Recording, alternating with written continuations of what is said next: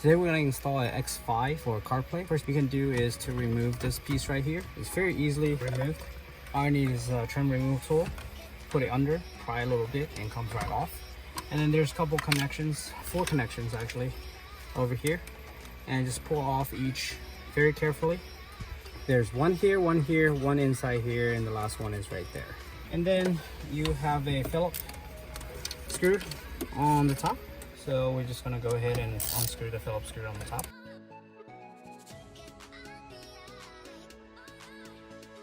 So once you remove that, you're easily able to pull this off for the face of it. There are 3 other connectors here. This one, all you do is to push this down and it comes right off. And then these are just little tabs. Let's push in the tab on the end and close it off. And these 2 have the 2 on the side. Once you get this removed, we'll put it in the back as well. Now we're ready to remove the screen because I'll need to access the back of the screen. So there's 2 screws over here, this one and that one. And this comes right off. And now you can access the panel in the back to switch my display. This step over here, we just want to access this iDrive control. I started on this corner because it's the easiest to pry, because over here it was a little harder, it's much more tight. So I started on this side.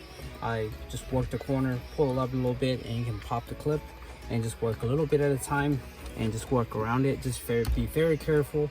You don't want to snap anything or break any of the stuff. Once everything is snapped, this comes right off, and then there you are. You can access this thing right here.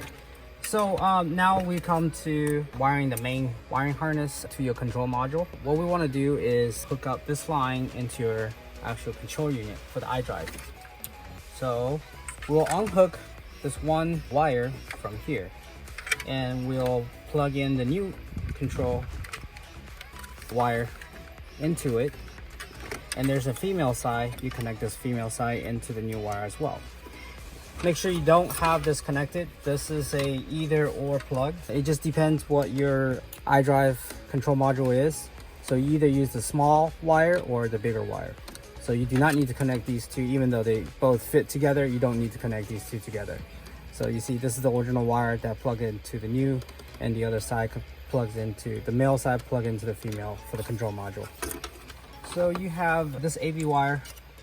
The one section, this wire goes in here, and you leave these other 2 open.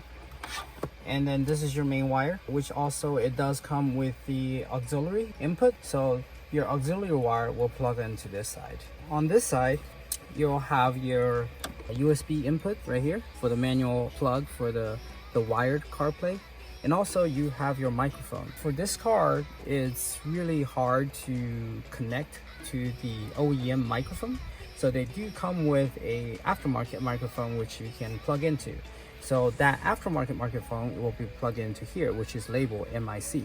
There's also another one that's over here on the other side. It also says microphone, but you don't plug into this side because this is for your OEM plug. But due to really hard that you had to uninstall everything to hook up to your original mic, to save time, you can actually just use the aftermarket mic and it worked just as well. As you can see, I have tucked all the wire and I placed the aftermarket microphone on the top left corner of the driver's side. So this is the driver's side over here. And then I tuck all the wire through here, and then you can pull this down and just tug all the wires all the way down here. And then you just have to loosen 3 bolts, and just 1, 2, and 3. Once that's down, you can just feed this wire all the way through under. You can just kind of put it over here and tug everything under here, and then go through this little cubby hole. I'm able to tunnel all the way through across, and while with this head unit out, of course, so you can access it through the middle cubby hole, and you can tunnel all the way through the other side, connect to your module. Now this wire will go into the auxiliary, your center armrest. So you'll plug in there just like that.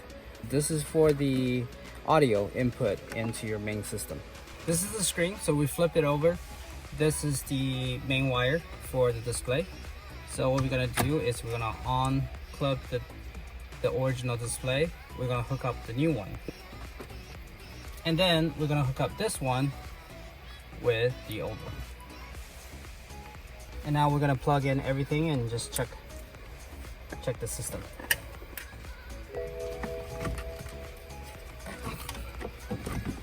All right, for the AV wires, I've already tunneled to the bottom. I'm just showing you. This is connected to the back of the monitor, and you kind of tunnel it through here and all the way to the back. You can see a little cubby hole all the way down. I've tunneled it through. So this wire right here have a little cubby hole. They'll tunnel all the way down, and I'll bring it around, and you can see it bring it right out here, and that's where our module will be sitting over here. I was instructed by the manufacturer, the antenna over here you install should put as close to the driver as you can, and also not surrounded by anything metal. So I decided to put right beneath the vent, and then we'll tunnel it all the way down to where my module will sit over here. So module will be right here somewhere, and then this I will tunnel through like this, tunnel through all the way down in the same route where the other wire went, the AV wire went. So the tunnel all the way, and then it'll come down under here as well. In order for these cables to fit through, I have to remove all these panels, the top and the bottom. What I did was I shoved all the actual wire through this little cubby hole here. I shoved everything through, so there's nothing actually inside other than just this one wire that's connected. I had to remove 4 bolts for this shift lever. There's 5. So 1, 2, 3, 4, 5. So once you remove all that, you can pull this up, and you can see all the wires are under, and you can barely see a little hole through this side right here. This one will tunnel through all the way to the side where you can pull the actual wire out. So let me show you guys. So the wire goes through in that little hole, and you'll tunnel through here where all your wires will go through right over here. And then our module will probably sit somewhere over there where it has space. I'm still trying to determine what's the best place for this car, because everything is very compact, as you can see. Maybe this cubby hole over here, that might be able to do it. For this panel is fairly easy to take off, and it's held on by 3 screws. 1, 2, and there's one right there. Once you drop those 3 screws, this thing just comes right off, and you can access the panel. Module could sit right above inside here. Probably sit sideways, as you guys can see. You can kind of just stuff it up there however you want it. So now comes to the coating. So we're doing a Evo CIC, and it's a 8.8 inch screen. So our 2 and 3 should be down.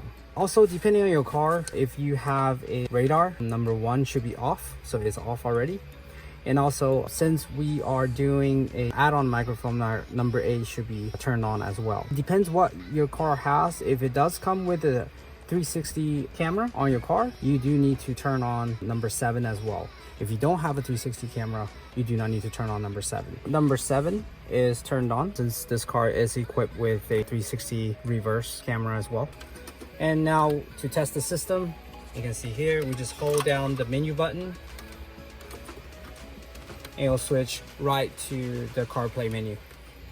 For this part, about to tug my module over here on top. I found this little cubby hole here, so I'm gonna tug as much as I can. Just tug it in this upper section. I've also placed a double-sided tape here So it will be taped up here, and then it'll prevent it from moving around and knocking around while you're driving. Okay, so I buttoned up everything. See that screw? And then you screw back on these 3 bottom ones. And I ended up being able to mount the module right on top of this. So double-sided tape up here. I tug it up here, and then I just close panel up here, and it's sitting on there pretty tight. It's not gonna go anywhere. The